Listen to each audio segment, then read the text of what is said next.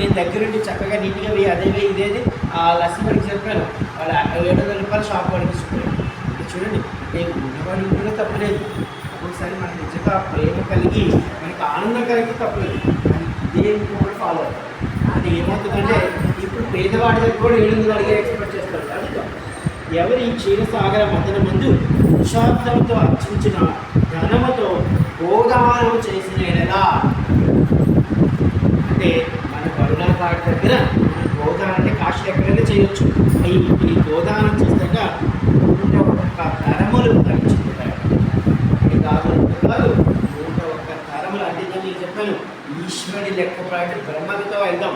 బ్రహ్మ దగ్గర ఇప్పుడు మనము ఒక రోజంతా కన్ను ఆర్పి తీసి సమయం ఒక రోజంతా, అంటే మీరు పని ఒక రోజు కనీసము మనం ఒక 1 కోటి సార్లు కొట్టుకుంటాం వాళ్ళని తీసి. అంటే ఈ ఈశ్వర బ్రహ్మకి ఒక సెకండ్ ఇంతమంది పుట్టి చచ్చిపోతుంటారు.